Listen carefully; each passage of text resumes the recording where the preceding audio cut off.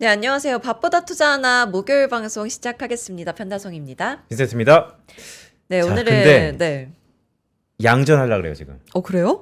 거의 보합에서 저희가 시작할 때 항상 코스피 지수가 약보합에서 강보합으로 좀 바뀌는 순간인데 어쨌든 지금 0.04% 하락이니까 우리 시장 힘이 엄청 강한 것 같아요. 그러니까요. 오늘 또 빅 이벤트가 있었는데 SK하이닉스 물론 전일 실적 발표가 있었기 때문에 많은 기대감이 뭐 해소되었나 아니면 반영되었나라는 논란이 있었지만 SK하이닉스 또 삼성전자 여전히 반도체 사이클은 글쎄 강건하다 뭐 이런 네. 표현이 좋을까 계속해서 우리 증시의 상승 요인으로 작용하고 있습니다.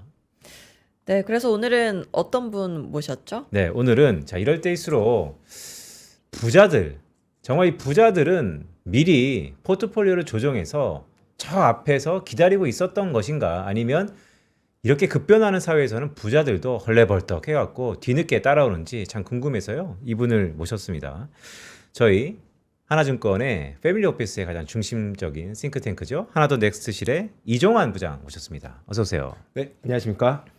되게 오랜만에 출연하시는 것 같아요. 네, 오랜만에 왔고요. 그리고 또 이렇게 시장이 활발하게 움직이는 상황에서 포트폴리오는 조금 자극적이지 않은 주제로 오늘 제가 하는 게 맞는지 잘 모르겠지만 네. 현장의 이야기를 좀 생생하게 전달드리도록 하겠습니다. 아, 좋습니다. 네, 현장 이야기 너무 궁금해요. 먼저 제가 잠깐 들으니까 네, 그동안 실제 부자들의 상담 사례가 훨씬 더 많아졌다면서요? 네, 그래서 저희가 많이 이 3프로 TV를 홍보를 해서 TV를 보시고 저희한테 연락 주시는 분도 있었고 또 반대로 또 타사에서 좀 많은 아픔을 겪고 저희를 찾아주시는 분도 많아서 그래도 좀 많이 이 3프로 TV를 통해 홍보가 됐다라고 생각하고 있습니다. 그런데 그동안에 이제 5,000피 시대를 가는 가운데 부자들이 뭐 코스피는 늘 포트폴리오에 뭐 넣었다 뺐다 비중 조절을 할 텐데 네. 돈이 많으면 많을수록 코스닥을 샀다라는 사람은 저도 부자들이 네. 들어본 적이 별반 없거든요. 네. 최근 어때요? 코스닥이 이제 뭐 3,000포인트 얘기까지만 나오면서 부자들의 움직임이 좀 있습니까? 사실 저도 코스닥을 지금 사도 되냐라는 질문을 들어본 적은 없는 것 같아요. 아무래도 자산 규모가 크다 보니까 그리고 또 주변의 지인들과 이런 얘기를 하면서 그 수익률의 중심이 코스피 혹은 아니면 반도체 주식을 샀냐 안 샀냐로 나눠지기 때문에 네. 지금이라도 들어가야 되냐라는 질문이 대부분의 줄을 이루지 예전처럼 주가가 상승할 때 순환매적인 성격으로 코스닥으로 자금이 움직일 것이다. 그래서 코스닥 지금이라도 사도 되냐 이런 관심이 예전보다는 좀 많이 달라진 시장의 흐름 아닌가 싶습니다. 아니, 2분 만에 네. 양전했습니다. 역시 뭐 네. 현다송 상승 아이콘. 자, 그래도 코스닥이 오늘 2% 이상 상승하네요. 이래도 부자들이 안 움직일까요?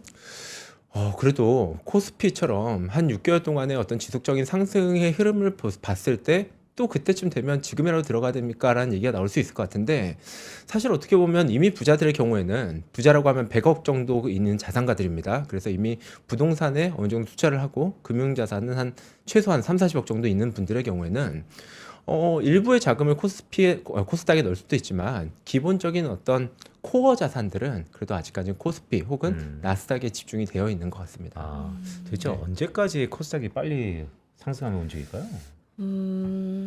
진짜 한 3,000 스탁 되면 움직이려나? 3천 스탁이요? 그러니까 코스닥도 지금 막 이제 기세가 네. 붙는데 네. 정말 간혹 와갖고 업데이트 좀 해주세요. 부자들이 언제쯤 답냐가 저는 또 되게 궁금하네요. 네, 알겠습니다. 근데 6개월간의 자산별 수익률이 어때요? 사실 이거를 제가 좀 말씀을 드리고 싶었는데 사실 부자들이라고 해서 이 코스피에 대한 포모가 없는 거는 아니에요, 분명히. 왜냐하면 어느 정도 있지만 지금이라도 더 비중을 높여야 되냐에 대한 부분도 있고 그리고 사실 작년에 그분들의 그 계좌를 보면 미국 주식으로 이미 많이 수익을 얻어서 코스피의 수익률이 부러운 게 아니라 정확히는 그 비과세 수익에 대한 어떤 포모가 가장 크진 게 아닌가 싶습니다. 네. 그리고 금이랑 은도 엄청 맞습니다. 가격이 올랐잖아요. 그래서 네. 제가 좀 그 새로운 그 고객분들께 말씀드리는 게 지금 5,000피에서 코스피 그리고 반도체 주식을 사는 게 맞냐라 틀리냐라는 질문을 왔을 때 시장이 가는 흐름에는 무조건 올라타는 게 좋다. 다만 그 올라타는 흐름에 흔들리더라도 좀 보완할 수 있는 다른 자산도 분산 투자해서 좀 편하게 투자해라라고 말씀을 드리고 있고요. 그리고 화면 보시면 코스피가 굉장히 많이 오른 건 맞습니다. 반도체는 더 올랐겠죠. 그런데 그만큼 오른 자산이 섹터 대부분 투자자들은 이제 ETF로 투자를 하니까 ETF로 봤을 때는 그 정도 수익률이 나오는 섹터도 사실 글로벌 시장에선 굉장히 많습니다. 은만 하더라도 코스피에 거의 3배 이상 상승을 했고요. 네. 그리고 미국 바이오라든지 그리고 일본 반도체라든지 이런 종목들도 그 코스피 이상의 수익률을 보여주고 있어서 그 수익률을 놓쳤다 이거 만약 수익률을 놓쳤다고 생각하면 그 다른 자산도 한번 선택을 해보는 것도 좋은 방법이라고 생각합니다. 근데 저 화면을 네. 보니까 좀 특이하네요. 오른쪽에 이제 MDD가 맥스 드로우다운이죠. 그러니까 네, 고점 맞습니다. 대비 하락 변동폭. 예, 맞습니다. 근데 그게 미국 바이오가 가장 적네요. 네, 그렇더라고요. 최근 6개월 동안의 데이터긴 한데 원래 바이오 그러면 우리가 변동성이 크다라고 생각했는데 미국은 아닌가 보죠. 그 시장의 흐름 사실 이거 기간을 5년 정도로 늘려보면 미국 바이오 MDD가 한 45% 정도 높게 나오긴 그러니까요. 한데 네, 최근 기간에는 워낙 유동성 시장에서 그 미국 나스닥의 변동성이 축소된 게 그 영향이 아닐까 그러니까 싶습니다. 왜냐하면 미국의 바이오는 한국하고 조금 다르지만 업종이나 네. 분류 자체가 그래도 우리 코스닥의 제1 가장 시가총액이 큰 업종이 또 제약바이오, 그렇죠. 바이오니까 네. 우리 코스닥의 지금 가장 큰 글쎄 문제점이자 위기자 기회는 변동성이 크다라는 건데 정확합니다. 네. 이게 미국 바이오처럼 상관관계가 좀 높아지면 네. 레버리지 상품도 많아지니까 네. 오히려 코스닥 진짜 뭐 물이 들어오려나 이런 생각이 좀 드네요. 맞습니다. 사실 아직까지 정확히 말씀하셨던 부분이 되게 공감이 되는 게 코스닥의 변동성이 너무 크기 때문에 걔를 포트폴리오에 편입하는 순간 포트폴리오 전체의 변동성이 커지고 데이터를 뽑기가 너무 어려워지더라고요. 그래서 코스닥은 아직은 편입하고 있지 않은데 또 최근에 6개월의 미국 바이오 흐름처럼 안정적인 모습을 보여주면 그때는 저희가 많이 추천을 드릴 수 있을 것 같습니다. 근데 요즘 자산가들은 어떤 점에서 가장 크게 불안을 느끼세요? 부장님이 만나보신 자산가들 포함해서. 일단은 불안의 종류가 개인 투자자들하고는 그 종류는 똑같은데 방식이 조금 다른 것 같아요. 방식이 네네. 달라요? 어떻게요? 그러니까 그 말이 네. 무슨 말이지? 그러니까 불안감을 느끼는 건 동일하나 네네. 그 불안감의 속성이 좀 예. 다르다? 일단은 수익률 누구나 저기 개인 투자자든 아니면 뭐 저기 부자들 간에 손실에 대한 걱정은 당연히 있습니다만 그 손실에 대한 강도를 훨씬 더 크게 느낀다고 생각이 되는 게 일반 개인 투자자들은 예를 들면 포트폴리오에서 10% 떨어졌다 기다리지 뭐라고 생각할 수 있는데 부자들의 경우에는 이 사업체라든가 아니면 다른 부동산이라든가 이런 그 자산들과 연결되어 있는 경우가 많아서 10%가 떨어졌을 때 혹시 나 이제 더 이상 부자가 아니게 될 수도 있지 않을까 하는 부담감이 굉장히 큰 게 첫 번째고요. 네. 그 두 번째가 세후 수익률 개념으로 많이 생각을 하세요. 특히 이 세금에 대해서 저도 이 일을 하면서 이렇게까지 세금을 싫어하는구나라고 느꼈던 사례가 갑자기 부자가 되신 분들 있잖아요. 갑자기 네. 부자. 예를 들면 스톡 옵션이라든지 아. 아니면 회사를 매각한다든지 해서 네. 이제는 그 뭐 100억 정도의 자산을 현금 투자를 통해서 수익을 창출해야 되는 분들 그분이 은행 예금에 돈을 넣었더니 절반의 세금이 빠져나간다는 거예요. 스탁 옵션 한 44% 그렇죠, 나가죠. 그렇죠. 네. 예. 세율이 높아서 절반 정도가 빠져나가게 되니까 기분 나빠서 은행에 돈을 안 넣고 현금으로 가지고 계시더라고요. 뭐 그 정도로 뭐 그리고 근데- 최근에 행복한 고민 아닌가? 그러니까요. 그렇죠. 네. 그리고 뭐 아니면 증여에 대한 고민이 있으신 분들은 작년에 증여했으면 15억 나올 세금을 올해 증여하려고 했더니 30억이 나오더라. 큰일 났다. 나 망하게 생겼다. 이런 고민을 하시는 거 보면 소득 구간이 높아져서 증여세가 좀 더 붙는다. 그렇죠. 증여 예를 들면 주식 증여라고 한다면 주식이 작년 대비해서 2배가 올라버려서 주식 숫자는 똑같은데 증여에 대한 과표가 훨씬 더 크게 잡히게 되는 거죠. 그것도 네. 역시 행복한 고민인 것 야, 같아요. 네, 행복한 고민은 네. 맞지만 그럼 지금 시점에서 네. 코스피에 새롭게 진입하려는 분들도 많이 계신가요? 이 부담감을 느끼는 건 동일하지만 저는 그래도 계속 진입을 해야 된다라고 말씀을 드리고 있습니다. 네. 그럼 실제로 진입도 네. 하시나요? 진입을 쉽게 해드리게 하기 위해서 저희가 여러 가지 시각화된 자료를 많이 보여드리고 있는데요. 혹시 오늘 보여주시는 건가요? 뭐 대표적으로 이런 자료입니다. 지금 화면에 보이는 건데 네. 저희가 포트폴리오를 구성하는 방법 중에 하나예요. 그래서 코스피 지금 가는 말에 이렇게 올라타라라는 방법을 먼저 하고요. 그리고 코스피하고 좀 다르게 움직이는 자산, 공모주 펀드라든지 아니면은 뭐 인버스는 뭐 제외하고요. 글로벌 주식이라든지 자산 배분 펀드를 같이 편입을 해서 코어 주식은 코스피, 반도체 주식으로 놓고 그 외의 자산으로 놨을 때 향후에 만약에 과거처럼 코로나라든지 아니면 서브프라임 같은 시기가 오더라도 손실 구간이 어디까지 빠질 수 있는가를 보여주면은 그래도 좀 어느 정도 안심하고 투자를 하시는 것 같습니다. 근데 말씀하셨던 질문 자체가 이 코스피와 나스닥의 차이에서 좀 오는 것 같아요. 왜냐하면 그 나스닥과 다르게 코스피는 그동안 수십 년의 기간을 봤을 때 국민들의 어떤 자산을 형성하는 데 기여했다라고는 좀 보기 어려웠기 때문에 네. 나스닥 미국인의 경우에는 퇴직연금도 사실 98%를 다 주식에 투자를 하고 있는 것처럼 주식에 투자하고 오히려 그 변동성을 컨트롤하는 기법들이 많이 발달된 반면에 한국의 경우에는 수익률만 맹목적으로 쫓는 문화 때문에 단순하게 코스피를 투자했다가 지금 떨어지면 어떡하지? 이거에 대한 겁을 많이 느끼고 있고 저희는 네. 그거를 보완할 수 있는 자산들로 포트폴리오를 제공하고 있습니다. 근데 이제 그 얘기가 기존까지의 이제 코리아 디스카운트의 가장 1 항목이었죠. 네. 그런데 지난해부터 이런 부분들은 이제 많이 개선된 거 아닌가요? 왜냐하면 저도 매번 주장했던 밀리면 사라. 네. 이것은 사실 중장기적으로 우상향한 추세에서 늘상 밀리면 사는 게 기회였기 때문에 말씀드렸었고 지난해 우리 코스피 지수가 큰 폭으로 상승했지만 네. 올해 1월 한 셋째 주까지 흐르는 마당에서 그 기세가 이어지고 있거든요. 예.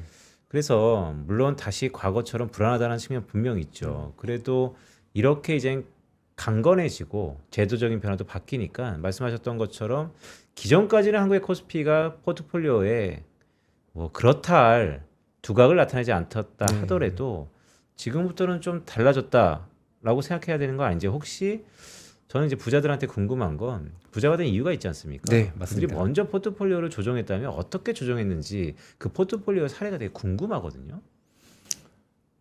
사례라고 하시면 그러면 어떤 손님에 대한 그렇죠. 네, 예를 들어서 프로필과 뭐 함께. 대표적인 어떤 암흑의 누구라고 얘기하기는 좀 그렇겠지만 네. 그래도 5,000p 시대, 3,000p 시대 부자들은 포트가 똑같다. 그것도 의미가 있어 보이고 아니면 뭐 비중이 완전히 달라졌다. 그것도 좀 의미가 있어 보이고 뭔가 좀 바뀌었을 것 같아서요. 정확하게 많이 바뀌었습니다. 정말 많이 바뀌었고요. 네. 그리고 작년까지는 사실 나스닥 작년, 재작년, 최근 5년까지는 나스닥에 투자를 많이 했었던 분들이 그 말씀하셨던 대로 코스피의 위상이 달라지고 또 최근에 리포트 자체도 지금 굉장히 공격적으로 나오는 리포트가 많이 나온 상황에서 코스피로 늦게 갈아탄 거를 후회하시는 분들이 굉장히 많으세요. 그런데 그 후회를 언제 했고 언제 갈아타느냐에 따라서 지금 좀 그 희비가 좀 많이 엇갈리고 있는데 일단은 저는 저기 3,500포인트 때부터는 코스피를 많이 손님들께 권해드렸었고 네. 그리고 코어 자산을 바꾸시는 분들도 많았지만 그래도 나스닥과 코스피를 절반 정도로 같이 이렇게 듀얼로 그 코어 자산으로 가져가시는 분들도 많이 생겨났습니다. 코어 자산이라 예, 하면 가장 비중이 큰 그렇죠. 전체적으로 주식, 채권, 대체 포트폴리오에서 네. 주식 부분의 대부분을 나스닥, 코스피 둘 중에 어떤 거냐 해서 코스피의 비중을 계속 높여 나가고 있는 게 현실인 것 같습니다. 네. 그럼 부장님이 포트폴리오를 구성하실 때 어떤 목적을 가지고 혹은 어떤 기준을 가지고 포트폴리오를 구성하세요? 일단은 단순하게 저는 단순한 것보다는 그 질문에서는 사실 손님의 어떤 니즈가 반영이 되는 게 가장 중요하다고 생각을 합니다. 니즈 반영. 그렇죠. 그러니까 맞춤 컨설팅. 예, 정확합니다. 있잖아요. 한번 여기는 근데 워낙 저희 코너에서 이제 편다소 아나운서의 캐릭터가 네. 원래는 되게 이제 진중하고 그런데 그래도 공격형. 공격형 네. 막 몰빵 네. 막 이러거든요.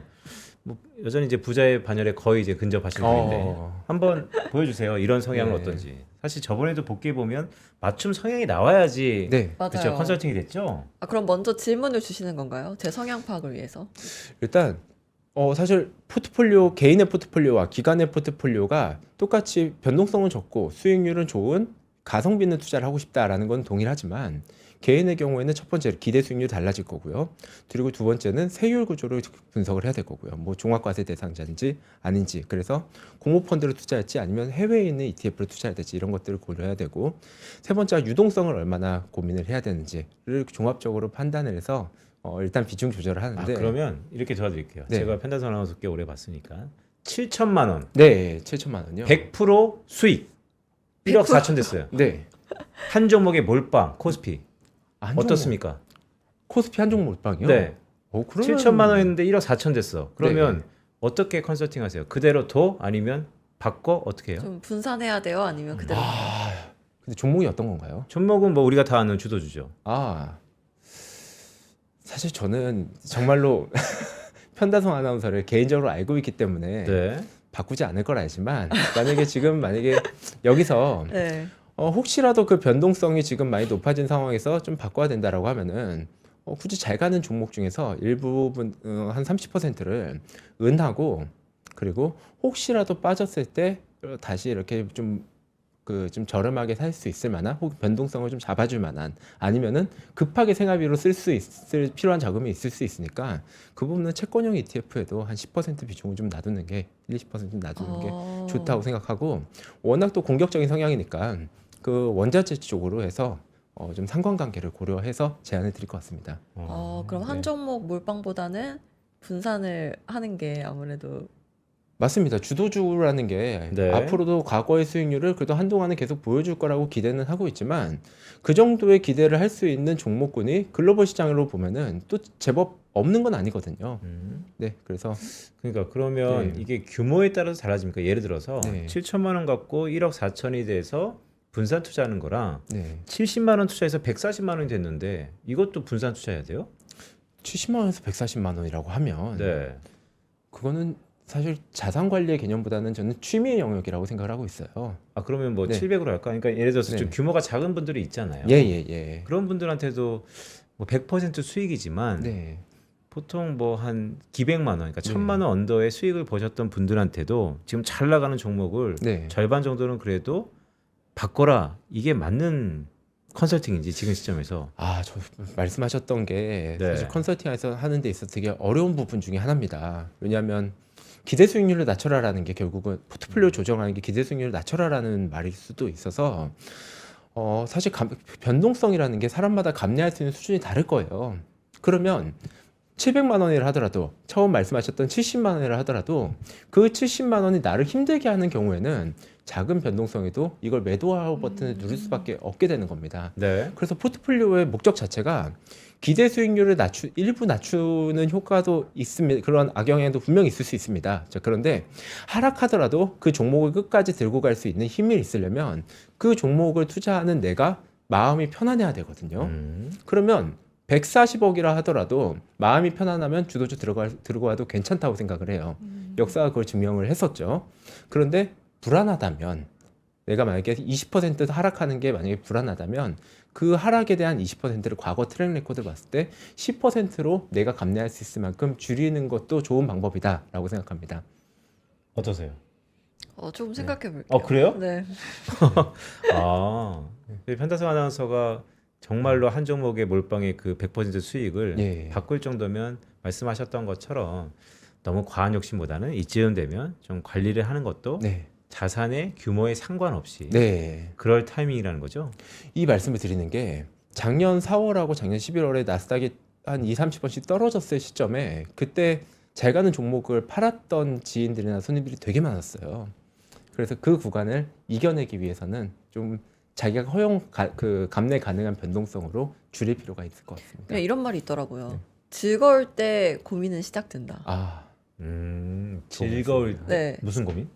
그러니까 신날 때 고민이 네. 시작된다. 뭐 이걸 음. 매도할지, 뭐 분산을 해야 할지 이런 고민이 시작된다는 음. 말 아닐까요? 그것도 네. 역시 행복한 고민입니다. 제가 볼 때는.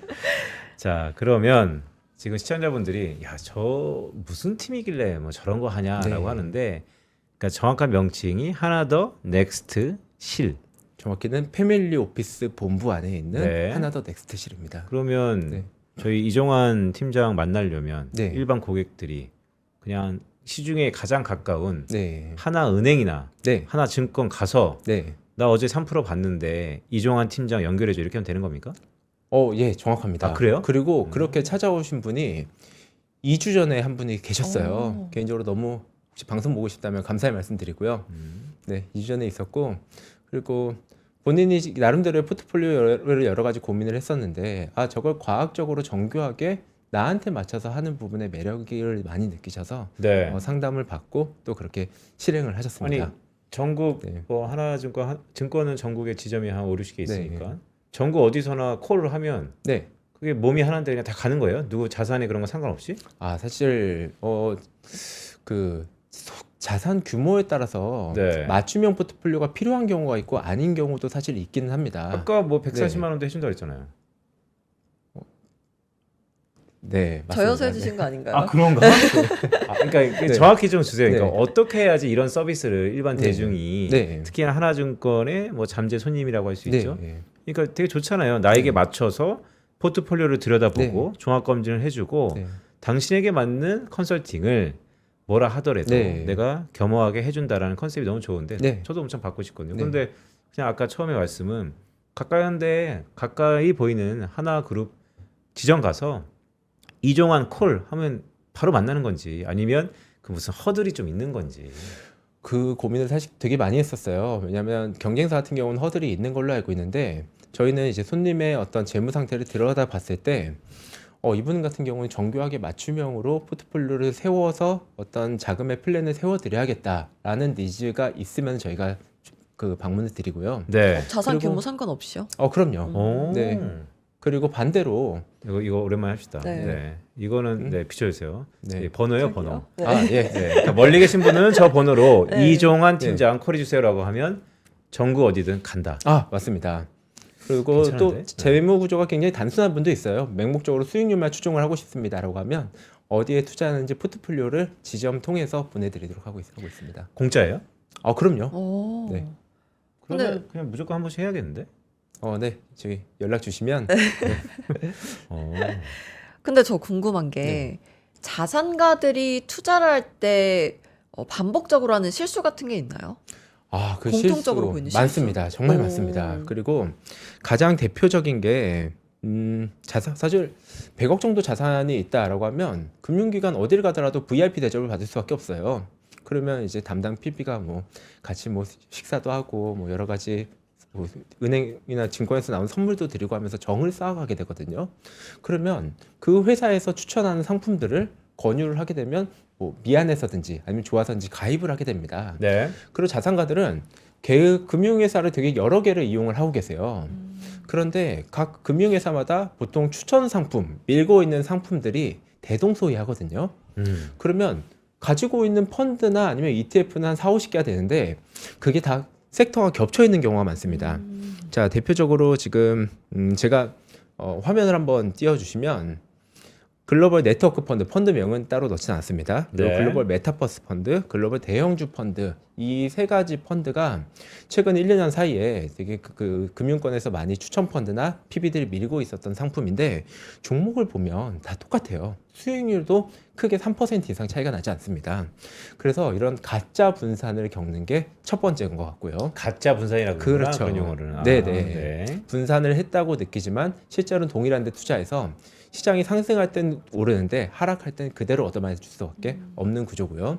그리고 두 번째로 많이 한 실수가 그 투자를 하는 시점에서 세율 구조를 정확하게 파악하지 못해서 대표적으로 종합과세 대상자의 경우에는 만약에 미국 주식에 투자한다. 그러면 해외에 있는 ETF에 투자해서 분류과세를 이용하는 게 맞는데 국내에 있는 ETF를 투자해서 전액 배당과세로 맞아서 수익률 절반을 세금으로 내야 되는 그런 상황도 많이 겪고 지금 종합과세 허들이 얼마죠? 지금 금액이 그 금융소득과세 기준으로 2천만 원입니다. 2천만 원. 네. 소득으로 네. 수익으로. 수익으로. 예, 작년에 예. 상당 부분 많이 그렇게 됐을 텐데요. 어마어마하게 많이 그렇죠? 됐었죠. 음. 예. 근데 네. 포트폴리오를 여러 증권사에서 네. 상품 가입을 하신다고 했잖아요. 네. 그러면 만약에 우리 증권사에 왔어요. 네. 그럼 다른 회사에서 어떤 우리? 상품을 가입했는지 우리? 하나? 네. 다른 회사에서 어떤 상품을 네. 가입했는지는 다른 회사에서는 모르는 건가요? 왜냐면 전체를 보고 좀 포트폴리오를 짜야 될 것 같은데. 그래서 이거는 사실 우리 하나증권 PB분들께 좀 도움이 되는 말씀일 수 있습니다. 저희가 이렇게 상담을 하게 되면 손님께 다른 회사에 있는 잔고도 좀 다 제공을 좀 부탁드립니다라고 얘기를 해서 전체적으로 이렇게 포트폴리오를 제공을 해드리고요. 그리고 이렇게 그 포트폴리오가 어느 정도 전체 계좌에서 우상향한 모습을 보였을 때 되게 감사하게도 다른 회사에 있는 자금을 저희로 이관을 해주시더라고요. 네. 근데 그렇죠. 그러니까 시청자분들 혹시 오해할까봐. 그러니까 이건 안 해도 네. 그냥 공짜로 해주신다는 거죠 지금? 그럼요. 그럼요? 하나증권에 계좌가 있다면 저희가 충분히 서비스를 해드릴 수 있습니다만. 근데 괜히 또 이 방송 나가면 네. 진짜로 이제 사람들이 신청할 텐데 네. 괜히 막 또 불사 이렇게 많을 네. 그래갖고 우리 간혹 무슨 자동차 AS 받으려 그러면 계속 AI로 돌려가지고 네. 연결 안 되고 막 그런 거 아니에요? 예. 그러니까 그런 거 아니에요? 그렇진 않은데 다만 이제 타사의 계좌가 있고 하나증권에 얼마 지금 자산이 얼마 없는 분들도 많으세요. 저희가 네. 상담했던 분들 중에는요. 그게 뭐 그 다른 회사의 PB와의 관계도 있고 또 아니면 묶여 있는 자산일 수도 있고 여러 가지 이유가 있습니다만 저희 쪽으로 만약에 오시게 되면은 저희가 그거를 포트폴리오를 구성을 해드리고 끝나는 게 아니라 네. 계좌 정보를 계속 보면서 월 단위로 분기 단위로 계속 리밸런싱이 이루어지게 됩니다. 뭐 시장이 변하고 또 종목이 바뀌기 때문에 그런 것들을 계속 관리해드린다는 측면에서 아니 그 친구님 진짜로 네. 진짜로 현업에 가면 상담 되게 많고 바쁘시잖아요. 예, 맞습니다. 그래도 네. 오늘 며칠이지? 오늘 1월 29일. 네. 1월 29일 3% 네. 보고 연락했다라고 하면 좀 우선순위 위로해 주세요. 자산의 많고 적음을 또한 하나증권의 고객 손님이 유무를 떠나서 네. 그건 약속해 주시는 겁니다. 네, 약속드리겠습니다. 사실 저희 패밀리 오피스 부서를 네. 계속 확장하고 싶고요. 그만큼 수요가 많으면 또 인력 확충이라든지 여러 가지 인프라를 구축해서 더 좋은 서비스를 또 많은 분들께 제공해 드리도록 하겠습니다. 공짜입니다. 네. 알겠습니다.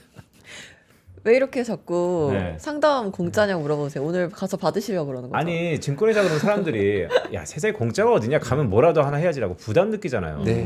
그러니까 괜히 갔다가 말은 공짜로 그러는데 나갔는데 갑자기 뭐 편다성 아나운서처럼 이렇게 아리따운 분이 와가지고 그래도 요 특판 나왔는데 이러면 사람들이 나이 드신 지긋하신 분이 그거 어떻게 갑니까? 근데 그런 거 하지 말고 진짜로 딱 공짜로 네. 상담만. 그럼요.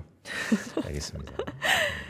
네, 그럼 패밀리 오피스 자산 배분 네. 얘기 한번 해볼까요? 보통 어떤 지점에서 설계를 시작하시나요? 일단은 아까 말씀을 드렸던 대로 이 구조를 세우는 게 가장 첫 번째인데 그러면 손님의 니즈를 정확히 파악을 해야 돼요. 그런 말씀드렸던 수익률도 중요하시겠지만 물론 수익률 제일 중요하죠. 그런데 그 손실 감내 범위라든지 아니면 유동성 그리고 원화와 외화를 어느 정도 비중으로 배치를 할 것인지 그리고 다른 회사의 자산들은 어떻게 있는지를 해서 결국은 패밀리 오피스의 목적 자체가 맹목적으로 수익을 창출하는 재테크와 다르게 잃지 않는 투자를 하면서도 수익률을 극대화시키는 게 저희의 목적입니다. 그래서 지금 화면에 보이시는 이런 뼈대를 세우게 되고요. 그래서 지금 보시는 화면의 손님은 굉장히 보수적인 분이었어요. 그래서 이런 뼈대를 세우게 되고요. 그 다음에 보유하고 있는 계좌들의 특징을 좀 살펴봅니다. 대부분 이제 고액자 상가분들에는 일반 계좌도 있고요, IRP도 있고요, 가족법인 계좌도 있는데 그 계좌의 특징마다 세법 전략이나 아니면 유동성 그리고 역할의 차이가 분명히 있을 수 있고 그래서 포트폴리오 내에서 자산을 어디에 배치할지를 선택을 하게 되는데 네. 뭐 예를 들면 일반 계좌의 경우에는 세금에 있어서 가장 불리한 계좌죠. 다 세금으로 과세가 되니까요. 그래서 여기에는 국내 코스피 그리고 국내 주식 아니면은 공모주 펀드 아니면은 브라질 국채 같은 거를 배치를 하게 되고 IRP 같은 경우에는 해외 주식이라든가 아니면 금리형 상품을 많이 배치를 해서 전체적으로 포트폴리오 투자를 하게 됩니다. 근데 부장님 네. 오늘 바쁘시겠는데요? 왜요? 지금 댓글 보니까 네. 상담 가자, 상담하고 싶어요. 댓글이 속출하고 있어요. 진짜로. 왜냐면 네. 오늘같이 진짜 필요한 날이에요. 저도 네. 상담받고 싶다니까. 왜냐면 오늘 실적 발표 이런 이벤트 이후에 사실 막 조정받고 이러니까 전문가의 의견을 좀 받고 싶은데 그러면 이렇게 한번 말씀 주세요. 지금 이런 고민이 있는 사람을 저한테 상담 요청하면 너무 좋을 것 같다. 정확하게 그러면은 네. 지금 하이닉스, 삼성전자 그리고 반도체 주식 그리고 네. 크게는 코스피에 올라가는 거 보고 하루하루가 스트레스 받으시는 분들 좀 더 마음 편하게 투자하려면 어떻게 해야 될까에 대해서 고민하시는 분들 연락 주시면 그 여러분들의 그 감내 손실 감내 가능한 변동성 하에서 최적의 포트폴리오를 제공해 드리도록 하겠습니다. 야, 지금 진짜 가? 네. 이렇게 올라왔는데. 그렇죠. 그냥 가까운 영업점 가서 나 이종환 팀장 네, 맞습니다. 만나고 싶다. 네. 연결해달라. 바로 한다. 좋습니다. 네. 굿. 네. 그러면 지금 말씀하신 것처럼 삼성전자 하이닉스 없어서 포모를 느끼고 계신 분들한테는 어떻게 상담을 해주시나요? 지금이라도 들어가세요. 네, 라고. 맞습니다. 저는 이거는 제가 여러 가지 하는 시장의 변화 중에 하나라고 지금 약간 다른 얘기일 수 있습니다. 변화라고 네. 생각되는 게 사실 저번 시간에 와서 말씀을 드리려고 했었는데 시간이 없어 못 드렸던 얘기가 그때가 지금 코스피가 4천을 돌파를 해서 더 5천 갈 것인가 말 것인가에 대한 고민을 많이 했을 때였어요. 저는 개인적으로 운용사에 굉장히 오래 있었고 운용사에 있으면서 참 어떻게 보면 안타까움을 많이 느꼈던 게 우리가 해외에 있는 펀드를 수입해서 화이트 라벨링이라고 해서 세일즈하는 경우는 많았습니다. 네. 근데 왜 한국의 펀드는 해외로 수출이 안 될까가 되게 안타까운 현실이었는데 그 4,000포인트 때쯤에 해외 운용사, 해외 증권사 IB로부터 한국 운용사로 콜이 많이 들어왔어요. 그래서 각 운용사별로 해외 영업팀이라는 부서가 새로 많이 신설이 됐습니다. 그때 한국의 어떤 코스피의 위상이 많이 달라졌다고 생각이 됐고 한국에 대해서 외국인 자금이 지속적으로 좀 들어오겠구나라고 느꼈었는데 그 일환과 같이 저는 지금도 코스피에 투자할 거다. 해야 된다라고 말씀을 드리고 있고요. 네. 그리고 포모를 느끼시는 분들의 경우에도 말씀드린 것처럼 다른 자산들과 잘 조합을 해서 좀 안전하게 투자하는 방법을 계속 소개해 드리고 있습니다. 그러니까 그러니까 펀드 매니저 역할을 포트폴리오 매니저 역할을 했기 때문에 예. 그런 포트폴리오 펀드 상품 네. 아니면 알주식, 네. 개별 주식들의 예. 자산 배분과 포트폴리오는 내가 장기가 있다. 네, 맞습니다. 그리고 최근에 부자들을 비롯해서 다양한 사람들을 만나다 보니까 또 공감 능력과 이러한 유사 사례들도 많이 장착돼 있다. 네, 맞습니다. 지금 바로 연락해서 그냥 부킹 해야겠네요. 네. 이거 빨리 제가 5분 안에 끝내드릴게요. 네. 이거 바로 전화 받을 수 있게. 자, 이 맨 마지막에 가져오신 자료는 시뮬레이팅. 이 시뮬레이션 결론이 뭐죠? 결국은 지금 내가 산 종목 그리고 포트폴리오 그리고 금융 상품들을 다 조합을 했을 때 어디까지 떨어질까가 제일 궁금할 거예요. 그리고 부자들의 제일 고민이 나는 손실이 어디까지 볼 수 있을까? 그래서 그 손실을 바탕으로 수익을 뽑아내야 된다가 가장 핵심일 텐데 저희가 상담할 때 가장 시각화해 드릴 수 있는 자료가 네. MDD라고 해서 고점 대비해서 가장 많이 떨어졌을 때 대표적으로 서브프라임이라든지 코로나 때 있었죠. 네. 주가가 마이너스 40% 떨어졌을 때 내 포인트는 어디까지 방어할 수 있을 것인가가 첫 번째로 보여드릴 자료고요. 두 번째가 떨어졌다면 며칠 만에 회복이 될 것인가 고점 회복 기간까지도 두 가지를 제공을 해드리는데 보통 코스피 경우에는 2000일 이상 그 시간이 걸렸던 적도 있는데 포트폴리오 저희가 이분의 경우에는 한 70일에서 100일 정도 만에 고점을 항상 갱신을 했었던 모습이 있습니다. 자, 그리고 두 번째는 이거는 좀 이름은 어렵지만 몬테카를로 시뮬레이션이라고 해서 변동성과 상관관계로 한 수천 번에 이렇게 시뮬레이션 했을 때 그 지금 현재의 그 변동성으로 손실 확률을 계산을 해 보는 겁니다. 그런데 이분의 경우에는 자, 이거 뭐 그림은 복잡하지만 쉽게 설명을 드리면 오른쪽에 지금 가지고 있는 포트폴리오는 1년, 2년, 3년에 손실 확률이 50% 정도인데 저희가 조금 이렇게 다른 자산을 편입을 했을 때 전략 2번의 경우에는 손실 확률이 1년을 투자했을 때 11년, 2년은 4%, 3년은 1.7%로 손실 확률이 굉장히 낮아진다라는 걸 보여드린 겁니다. 카사블랑카가 아니라 몬테카르로. 승현님, 예. 물론 그렇죠. 네. 근데 이제 시뮬레이션이라는 게 과거에 반복된 패턴이 환경이 네. 앞으로도 지속된다는 강한 가정. 네. 그리고 시기열에 따라서 결론도 좀 다르고. 네. 지금 코스피가 작년부터 새로운 지표를 열면서 완전히 기울기, 변동성 다 달라졌는데 네. 여전히 이게 유효한 거예요? 이게 계속 시뮬레이션을 해보고 또 테스트하고 제공을 해드려 보니까 수익률은 전혀 안 맞습니다. 전혀 안 맞는데 변동성 MDD는 맞습니다. 주식 종목은 안 맞는데 그래요? 이게 금융 상품으로 들어가면 뭐 대표적으로 예를 들면 그런 것 같아요. 삼성전자하고 삼성전자보다 테슬라가 더 시가총액이 크죠. 네. 근데 테슬라가 변동성이 훨씬 큰 것처럼 자산마다 어떤 그 속성들이 유지가 되는 것 같고 또 그게 종목이 아니라 금융 상품으로 들어가면 그 속성이 시간이 달라지더라도 구간의 수익률과 다르게 그러니까요. 변동성은 좀 일정하게 유지가 되는 것 같습니다. 근데 이제 물론 뭐 안에 네. 세세하게 들어가면 끝도 없죠. 그러니까 네. 그거는 사실은 시스템 네, 리스크로서 마켓이 다르잖아요. 아 그렇죠. 그러니까 예. 그것을 그렇죠. 뭐 종목별로 볼 거냐 피어 네. 그룹 등등 하는데 어쨌든 예. 어쨌든 수익률은 상이하나 네. 변동성은 같다. 변동성은 같다기보다는 과거의 어떤 패턴을 네. 어느 정도는 유지를 한다. 그러니까 그건 좀 또 신기한 네. 거네. 네. 네, 그럼 자산 배분이 잘 작동하고 있다는 신호는 이런 지표를 통해서 확인하면 되는 거예요. 그렇죠. 저희가 투자를 결정하는 시점에서 이런 시각화 자료가 사실 이렇게 됩니다보다는 그걸 설득하기 위한 목적이 가장 커요. 왜냐하면 말씀하셨던 대로 하이닉스 잘 가고 있는데 아니 이거 팔아가지고 변동성을 낮춰준다는데 어디까지 낮춰줄 수 있냐를 최악의 상황을 한번 가정을 해보는 거죠. 네. 네, 그렇게 크고 그리고 잘 운용이 되고 있다는 거는 그대로 운용을 했을 때 6개월이 지나고 1년이 지났을 때 리스크 관리가 얼마나 잘 됐냐를 같은 지표로서 백테스팅 해보면 저희가 아 그래도 변동성이 잘 관리가 되고 있구나 지속 가능한 부를 창출하고 있구나를 설명드릴 수 있는 것 같습니다. 그러면 네, 오늘 이 시간부로 네. 3프로 TV 통해서 연락 오시는 모든 분께 네, 맞춤 시뮬레이션 해준다는 거죠? 맞습니다. 공짜로? 네, 안 할 이유가 없겠네요. 네. 그러니까요. 네. 자산의 규모에 상관없이. 네, 다시 자산의 한번 규모에 강조드립니다. 상관이 없지만 네, 맞습니다. 없지만은 뭐예요? 네. 그런데 단순하게 네. 그런 분들도 있어요. 아니, 텐베거 종목 하나만 찍어줘라. 사실 이런 거는 저희의 영역이 아니라서 그분들이 아니라 정말로 이 포트폴리오의 묘미를 느껴서 지속 가능한 부를 유지하고 싶은 분들께 그러면 추천드립니다. 이렇게 합시다. 지금 거의 한 6천 분 가까이, 아까는 뭐 7천 분이었었는데 그런 분이 보고 있단 말이죠. 네, 그럼 보통 히트레이셔 보면 적어도 기백 명은 연락을 줄 텐데 네, 서로 헛수고하지 말고 네. 어떤 고민이 있는 분들이 연락 오면 바로 응대하겠다. 그런 좀 네. 범위를 실제 좀 줄여주세요.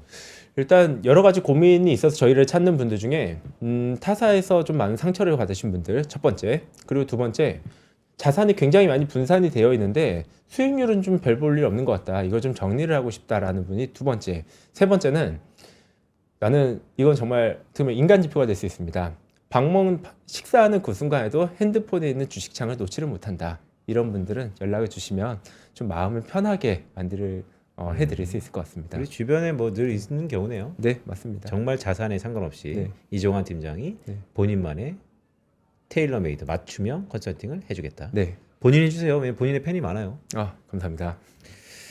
네, 그럼 오늘 이야기를 한 문장으로 정리해 주시면 어떻게 정리할 수 있을까요? 핵심만. 네, 네. 콜미나우. 맞습니다. 사실 이 부자의 포트폴리오라는 게 네. 부자들만의 어떤 전유물로 받아들여질 수밖에 없었던 것 같습니다. 왜냐하면 자산이 너무 많아지면 한 종목에 투자하기가 굉장히 부담스러워요. 자, 그래서 자산이 높은 사람들과 금액이 그렇게 많지 않은 사람들의 수익률을 비교해 보면 장기 수익률이 사실 차이가 많이 날 수밖에 없습니다. 오히려 그 자산이 없는 분들의 말씀하셨던 코스피의 어떤 주도주가 아닌 종목에 투자해서 손실 많이 분들도 있는데 좀 이 시간을 통해서 부자처럼 투자하는 게 어떤 건지 그리고 주식 시장이 아니라 내 삶에 집중하려면 어떤 방법을 취해야 되는 건지에 대해서 많이 같이 고민을 했으면 좋겠습니다. 네, 알겠습니다. 패밀리 오피스 본부에 있죠. 하나 더 넥스트실의 이종환 부장과 함께했습니다. 고맙습니다. 네, 감사합니다. 이건 내가 좀 컨설팅 받고 싶다. 오늘 가서 받으세요. 그러니까요. 1번 타자로. 네. 또 우리 손님들이 1번이고 저는 한 3번 정도로 제가 부킹해 보도록 하겠습니다. 네, 저희는 잠시 광고 듣고 범성공자와 함께 오늘 시장 분위기 알아보도록 하겠습니다. 고맙습니다.